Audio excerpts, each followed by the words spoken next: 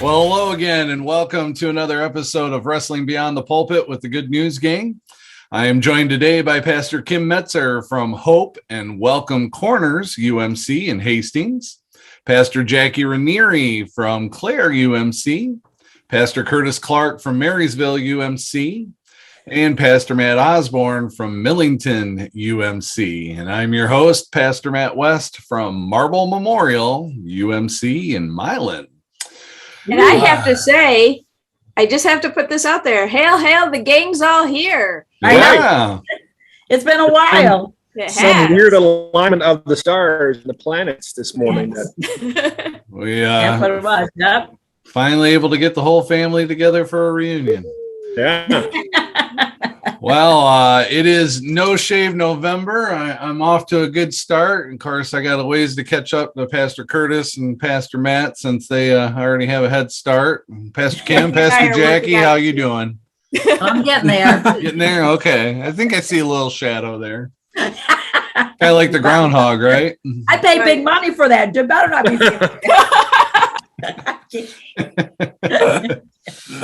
Oh, goodness. And who said it wasn't good to laugh, right? Right. Well, we've come before you again to wrestle with some questions, and we've been using some questions from a website called Pup Theology, and so there's always an icebreaker question.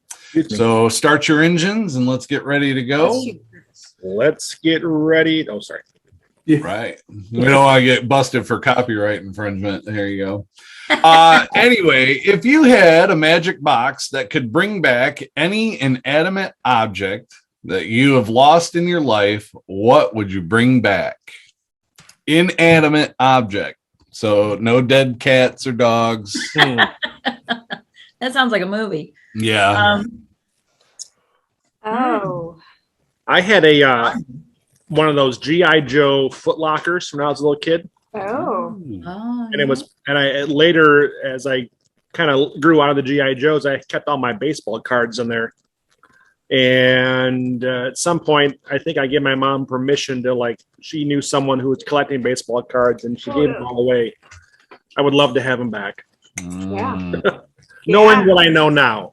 Right. Well, yeah. So. That's true.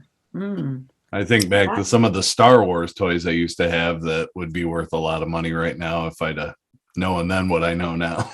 Right. An inanimate object. Jeez. Oh, that's a hard one. I think it's interesting that the three guys were like, yeah, there's some toys that I'd really like. The girls are like, let me think. Well, I was thinking like my Brady Bunch lunchbox. I was just thinking of, yeah. Cool. Yeah. Good call there, because you know what? Now that you mentioned that is something. I had a Super Friends lunchbox. Oh. And it rained one day, and my mother had the brilliant idea of trying to dry it in the oven, and it melted the handle off. And so Oh no. Oh no. I wasn't carrying around a lunch pail with a string handle or what. So that just kind of put an end to the Super Friends. I was like heartbroken. Why would you just dry it with a towel? I don't know. Ask my mother. She's the one that had the brilliant idea. I don't know what she was thinking. Those are the ones that had like the little plastic pop up, and it had the little cup on top of it, right? But I mean, it was a solid metal lunchbox back in the good old days, but the handle was still plastic, Yep. Of course, my dad was also the same knucklehead that, came home one night and took the leftovers that were in the frying pan still and put them in the microwave. And so we woke up to, sparks and whatnot going on in the kitchen. Oh, no. My parents are intelligent, but they have, You're like just us, not street smart. we all have our moments, We do. I give us that. We all do. Absolutely. Man, I got nothing. Well, it'll come to you, I'm sure, during Barbie the conversation. Dream House. I mean, the Barbie hot rod or anything like that, or nothing. Easy bake oven. Yeah. I never had an easy bake oven. I always thought that's the coolest thing to ever have. No, I never had one either. Well, all you needed was a box and a light bulb, and you could have had the same thing. I know. I remember I know. had the Planet Not of the the same Apes thing. treehouse. That was kind of cool. The what? It was a Planet of the Apes treehouse. Ooh. Oh, that'd been cool. Yeah. Hmm. You run guys around have going, anything damn else? dirty apes. Yeah. My sister had that doll, Baby Alive. Oh, yeah. And like you took powdered food and you mixed it with water. Yeah. And then you gave it to the baby and you heard like with this weird noise, it's supposed to be the baby eating. And I was like, I never want babies if they're going to sound like that, Right. It terrified you. And then the thing pooped. And it was like, if all this stuff didn't get out of that baby, it was like, it was The original had birth this moldy control. food inside a baby doll. It was just horrible. It was the grossest thing I'd ever. So I don't think I'd ever want to see that to come back again. Whoever thought of that was like, yeah, it was cool, but Gee, Yeah. I wonder where the geniuses that invented that are at today. Right. I know. Counting their money. Yeah. Yeah. Exactly. Well, Yeah. John T. McQuillan, assistant curator of printed books and bindings at New York's Morgan Library and Museum, explained that Luther wrote his ideas in short, concise text, pamphlets of 18 or 16 pages, to be exact, that could be quickly printed and easily distributed. Without the printing press, the Reformation would never have been the historical event that it was. So, discuss the role of technology in such a pivotal theological and historical event. Could such the Reformation have happened 500 years earlier if the technology had been present? Yes. Hmm. Maybe. And after that, I'm going to take a break. Did Pastor Kim just say yes? I would say yes. I equate it to the technology of today. We wouldn't we wouldn't be here if Matt hadn't resolved his internet issues this morning. So it's different technology, but we still rely on technology. Would our churches have survived the pandemic if we'd not been able to go online? We'd still be on horse going around to our congregations trying to figure it out. Right. Well, I mean, with Luther trying to print short pamphlets to get out information quickly, I don't see it any different than social media today. Yep. I right. mean, it's short, quick, we can get it out. I mean, had it been in the 80s, probably not, but now, with the internet and everything, I think, we have more information at our fingertips than at any other time in history. Yep. So, I mean, certainly I think we could distribute the same kind of information just as quick as he did. And if anything, in an easier way. Right. But And would at it have cheaper happened? cost. Was the question, would the Reformation have happened 500 years earlier if Luther didn't have the printing press? Was that the No, it If- said if could such the Reformation have happened 500 years earlier if technology had been present. So I'm guessing if like the technology today was present then. Oh, and I read it as would the Reformation have happened 1,000 years ago if the technology had been available earlier? So The the printing press first was part, even the 500 first part years is to discuss the pivotal theological or discuss the role of technology in such a pivotal and theological historical event, followed by could the Reformation have happened 500 years earlier if the technology had been present? well, So I'm guessing, I guess I read that as would the technology have been a hindrance and allowed the Reformation to happen if it was available then? Okay. And can I tell you that the reason I was taken back was because, and I don't mean this sarcastically, right? We all have different gifts and different perspectives, but when Pastor Kim said right away, yes, I thought, wait a minute. We're always the ones that say yes or no right away. And then she takes this other angle that's way bigger than the conversation. So I was like, why didn't Pastor Kim say, God made hearts in the world available for Reformation, and it wouldn't have happened just because man-made technology because the world wasn't ready for the Reformation message and the effect on humankind. And she said, yes, I had my catcher's mask on, up, my knee pads. I was ready for this thought to come at me, and I got fastball. Nobody swung, nothing happened. I didn't know what was going on. I think it was a Pad strike. off I backed off because then I started to think my brother, the world wasn't ready. Yeah. She took the pad off the corner and smacked your face right into it. Yeah, you can tell when she's in class, right? And when she's not. Like when she has class, it's just different. There's a different level. But then when she's off, I'm in class every week. What are you talking about? I think that, I'm going to say that I don't think it would have happened if it was 500 years earlier.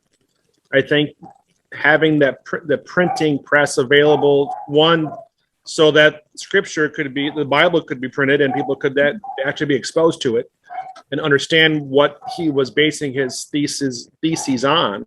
Right. Really, I think that was the culmination of why it was able to do what it did. Of course, we know too that, Luther was the one who actually made the bold statement about the change, but the Reformation had been going on for centuries within the church. Right. Within the monasteries, within the writings of the church. Luther was the one who finally was bold enough to say enough is enough and, nail those things to the door of the church. Right. We needed that history. Right. Yeah. Right. But I think having the ability to be able to print those off and then distribute them, and then obviously for the people to be able to actually read the Bible themselves, which is one of his objections to how the church was being run, I think made it all possible. I'm wondering if maybe a better question would be is if the technology were available, would Luther have been as relevant? Oh, that's a good question. Because with, you think about today with as many influencers and people that are out there trying to distribute information for their cause or whatever they're fighting for, would he have been as relevant and maybe heard as much if the technology would have been available? Right. Something to think I love about. the idea that they were pamphlets. I read, but I'm a slow reader. A magazine or a pamphlet, I can read 2 or 3 of those in way faster time than I would in an equal paged book. I just will. It seems like it's easier to devour. It's a small content. It's easier to flip a page when you don't have 100 of them that string together. And I just thought that was kind of a neat way to do that because he didn't just come up with one pamphlet. There were several, different topics. So it's almost like I just thought that was kind of a neat thing that when that became available, it wasn't get everybody everything. It was really to bring the common person. Okay, I don't want to say man, but the common person in some of these truths. And along with you, Curtis, that said, the Bible was made available because of the printing press to so many people. Well, so were these theological questions that, unless your teacher or your temple didn't bring it to you, there wasn't a lot of questioning. It was sort of, this is what you have to think. Right. Don't take time to think, just take it, stamp it and take it. Where this really allowed people to have their faith be their own and wrestle with that stuff. And I'm really thankful that it came that way because I'm not sure how many people would have responded to a thick tome full of all these truths. So you're saying the pamphlets were like Twitter. Yeah, Twitter instead of a magazine or a newspaper. They provided for a lot of proverbial water cooler conversation. Yeah. Real easy to take snippets and a thought, and then they didn't all come out in one day. I think he gave such a consistent presence where it's like over weeks and months, you continually would look for these things or you would continue on to, this is the location where a pamphlet will show up, so look for it there. That was kind of neat too. Something to read in the doctor's office that was, before your appointment that was supposed to start 20 minutes ago. But think of marketing and advertising even today. I mean, the simpler it is, the easier it is. Yep.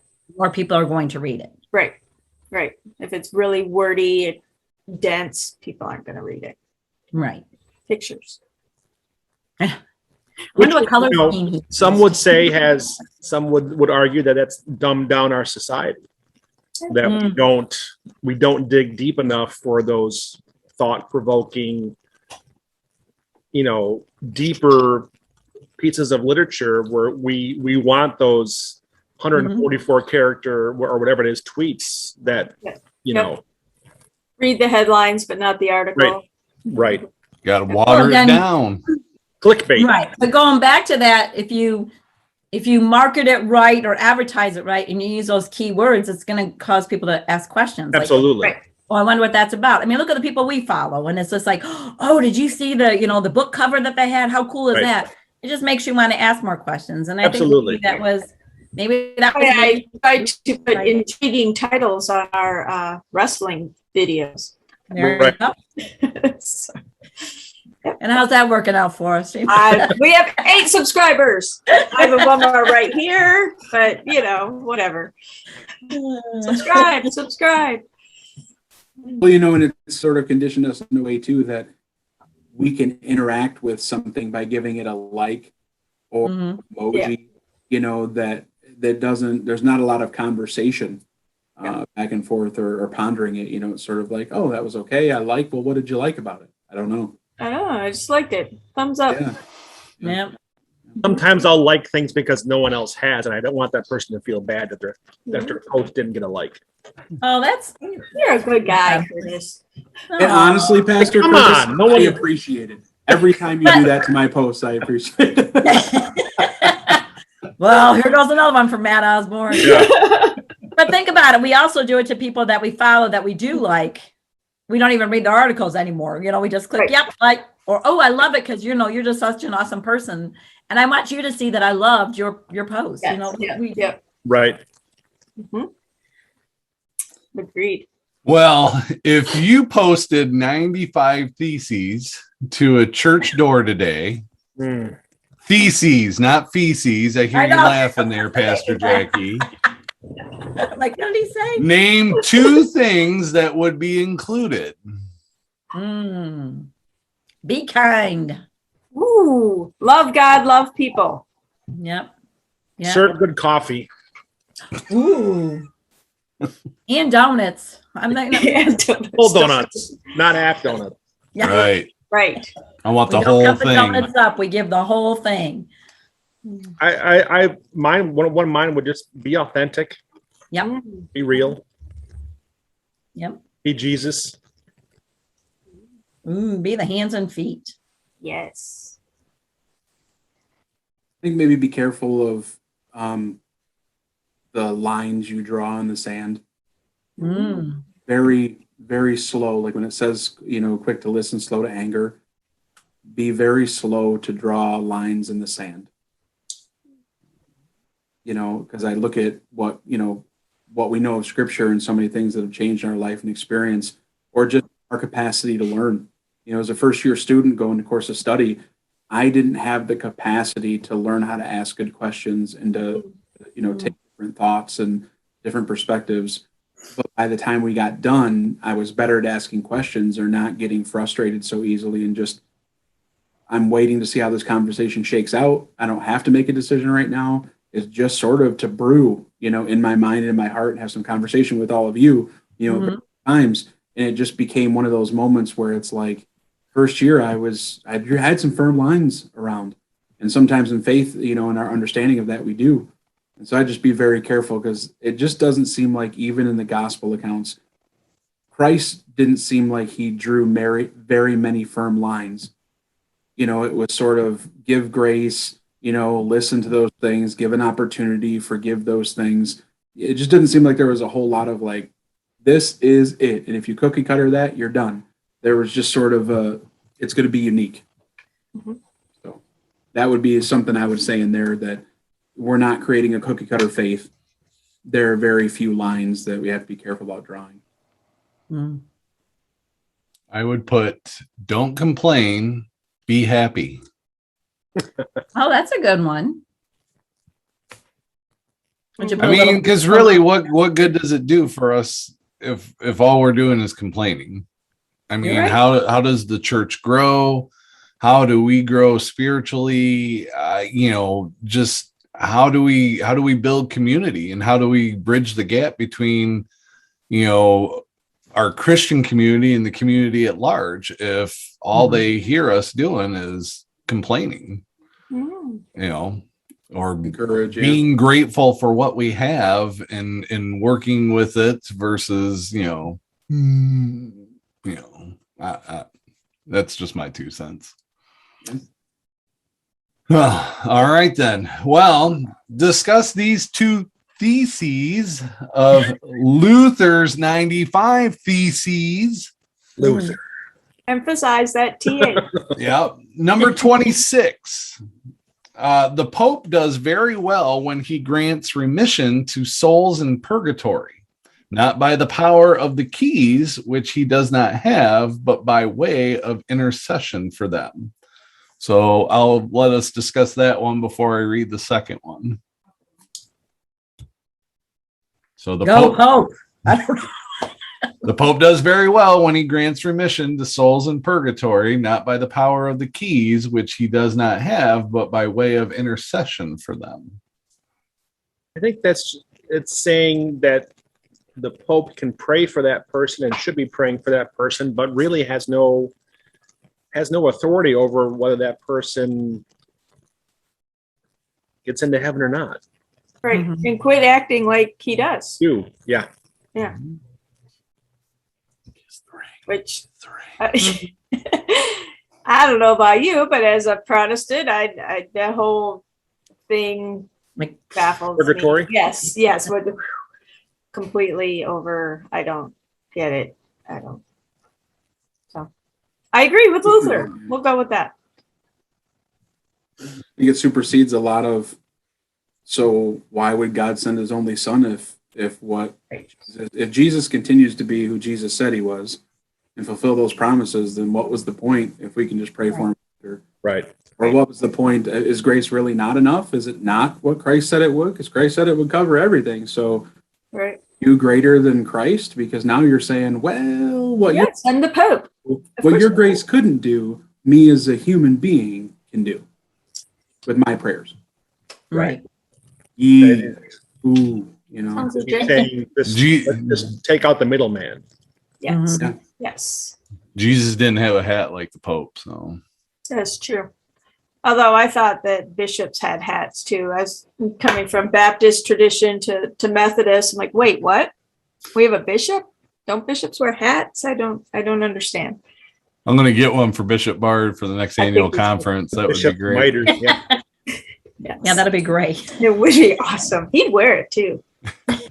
So the second one here from Luther, I'm guessing these must be the way he wrote them, but number 27 from Luther says, they preach only human doctrines who say that as soon as the money clinks into the money chest, the soul flies out of purgatory. Ooh.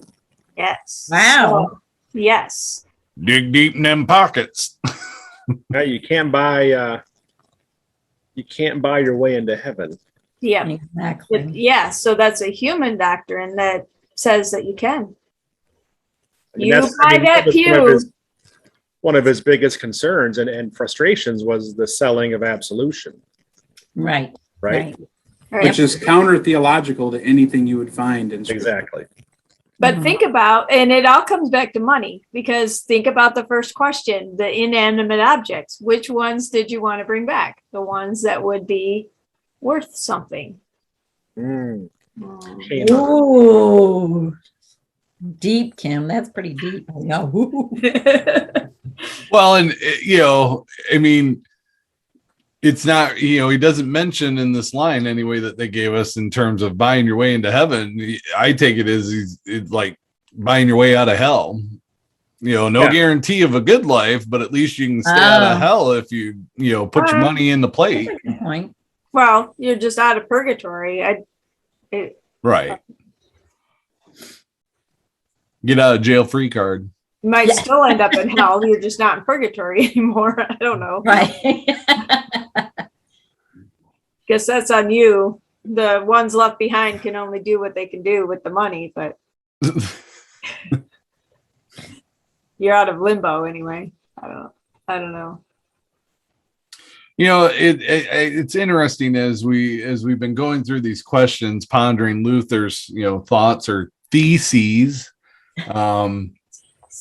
Just, I guess, the amount of thought, because based on, I think it was Curtis's comments about, not wanting to think as much, or maybe Matt's in terms of not reading as much, how deep the thought went versus maybe a simplified phrase. But of course, I know some of it is the language of the time, but,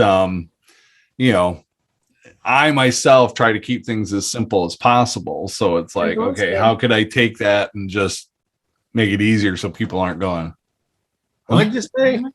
Right. Yes. That's where I get dinged on papers all the time because I'm not explanatory enough. Right. Well, I mean, is it mean more because it's a deeper thought, or is it just there's more words, more impressive because of the fact that it's a deeper Well, I mean, thought? we could all, when we preach on Sunday, we could use our seminary language, right? We could all impress people with our seminary language, but will they understand? Not impressed. Yeah. Yeah, and you're right. They're not impressed. It's like, okay, whatever, get over it, Yeah. Right. Yeah. And they want to hear my words. I don't Exactly. always want to hear my words, but they want to hear my words. So Well, and no disrespect to those who use it. I'm not interested in the Greek or Hebrew translations because I've got a translation already that I don't need you to retranslate it for me, but to each their own. okay. Yeah. Okay. All right. No All other right. thoughts on putting money in the money chest, or? No, again, that you see through history of the of how let's name it, Luther came out of the Catholic tradition. The influence that they had because they were stuffing their coffers. You look in European history, the cathedrals they built were gilded with gold and jewels and all these things. Meanwhile, the people who were doing this were poor. They were suffering. Yep. I mean, it was Still happens today. The televangelist. Right. Yep. And if you couldn't afford, and this is why one of the first things Luther was advocating for was to let the people understand the scriptures, give them the ability to read the scriptures, so that they can see the heresy of the actions of the church. Right. Yeah, to see none of this is in here. Right. Yeah. Yeah.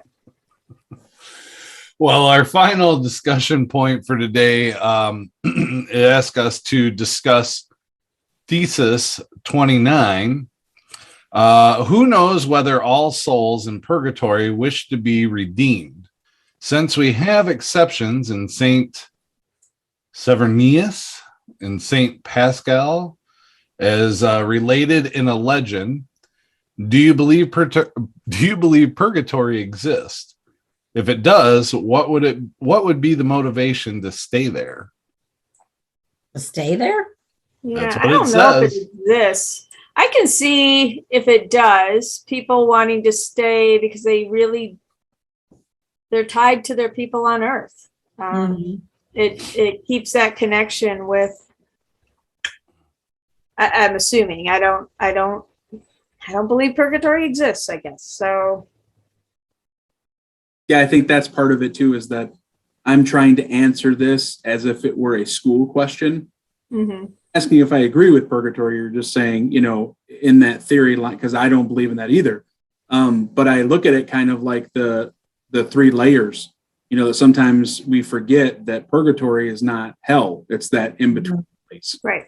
That is come up with. So, in this, if you're going to talk about purgatory, it's like heaven, purgatory, hell, this sort of in between. So along with what you said, Kim, I think it's because, you hear about the mom who doesn't want to leave her kids, until she knows they're grown up or something like that. But I also think, well, if you couldn't come up with the money, wouldn't you want to stay in purgatory to hope that maybe your spouse could figure it out to so you could take the elevator up instead of the elevator down. Because if you get kicked for one magnet's going to take you, and if you don't have the money, right? I mean, you can't. Right. Not going to take the elevator up. So maybe I'll chill out in the middle ground, eat from that buffet until I figure out that things are going up. Yeah. Not that I believe in that, but going along with this question, Right. I would assume people would want to stay there. Well, and if I understand, those who believe in purgatory, it being, I guess, maybe in a way worse than if they were to go to hell. And so, I mean, there are certainly those, I think, that punish themselves enough that they believe to stay there versus getting out. Kind of, a self prison of sorts or what, where, despite grace or forgiveness or anything of that nature, they've just, brought themselves to a point where they believe that this is where they belong. So that could possibly be a reason for somebody to want to stay there. What if the life we're living right now is purgatory? That's exactly what I was going to ask. What if we're living in purgatory right now? I'm in the Matrix. Yeah. Cool dude, man. But you're right. It's like, my simple thought is, if this is purgatory, I mean, I want to be better. I want to be better today than I was yesterday. I mean, I want to, and I don't think it's a money wise thing. I think it's a lot of it is who we are. If it was, though, and if we believe in spending eternity with our Lord and Savior, then I don't know why I'd want to stay here. Yeah, that's a good, yes. Because of the people you're around. But they're going to join us up there someday, too. But you want to be with them as long, I don't know. I mean, I've always viewed Earth as a pit stop as it is. I mean, yes, we try to increase our longevity as best we can. But at the same time, I mean, the amount of time that we spend here on Earth versus what lies ahead for us as believers, this is just, it's like the tip of the pinky. I mean, it's not even, in the grand scheme of things, our life on Earth really doesn't hold a whole lot of weight in terms of relevancy, thinking about, eternity with God. But it's familiar. It's why the Israelites wanted to go back to Egypt, even though it wasn't great there and they were slaves, but it was familiar. They don't know. I mean, if you look at, our time right now as being purgatory, then I guess maybe it's a way to prepare us to appreciate what's next more. Yeah. There's a great movie. It came out in late 80s, early 90s, and the name of it is escaping me. But it stars Meryl Streep and Albert Brooks, and it's kind of a comedy. But Albert Brooks is this kind of greedy business guy, and is in a car accident and goes to the next stop.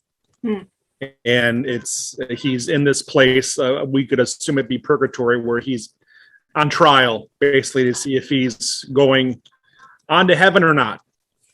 And his whole life is put on trial, basically, and he sees the error of his ways, and he meets Meryl Streep, who is this saintly woman who did all these great things, and she's, of course, basically in the express lane to heaven, whereas he has to kind of fight for his, and he's given it's a good movie. But I mean, I think in a way, is it like that? Is it? Yeah. There you go. It's called Defending Your Life. Defending Your Life. Yeah. Came out in 1991. Okay. Wow. I don't think I've ever seen that. It's a funny movie, but it's kind of that rest stop in between going forward, going back. He eventually gets released to go on to heaven and spends eternity with Meryl Streep, this and that. But it's worth the 90 minutes or 2 hours, whatever it is. So I'm writing it down. Defending Your Life. I think Rip Torn's in it as well. Wow, that's a name we haven't heard in a long time. Maybe did. that will be the title for this episode of Wrestling. Defending your life. Yeah. Defending your life. It's a good one, yeah.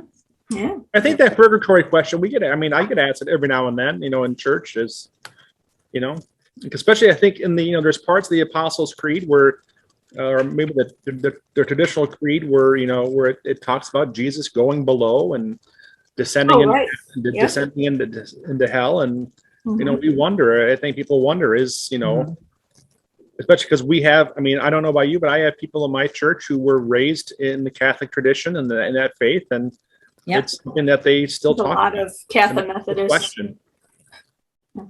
Reformed Catholics. So It's that fear they beat into them. yeah. So let me ask you guys this: Do you think there's still? Or do you think the church is still reforming? Ooh. Yes. Yeah. See, Matt, it- I'm putting another. As Yes. the church, as the little C church, or the big C or little C church, or is it as? We could say that within the Methodist Church that there's a Reformation going on. Oh, yeah. definitely, definitely. Do you think there's one going on in the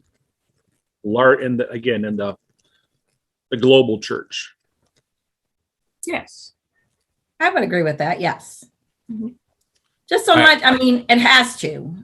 And only there's so much change in our world, so much change going on. I think there has to be. The only thing that remains the same is change. Ooh. Ooh, there's your mic drop. I would agree. Yes, there is. My concern is the direction that some are going. Right. Reforming how? Yeah. Mhm. Right.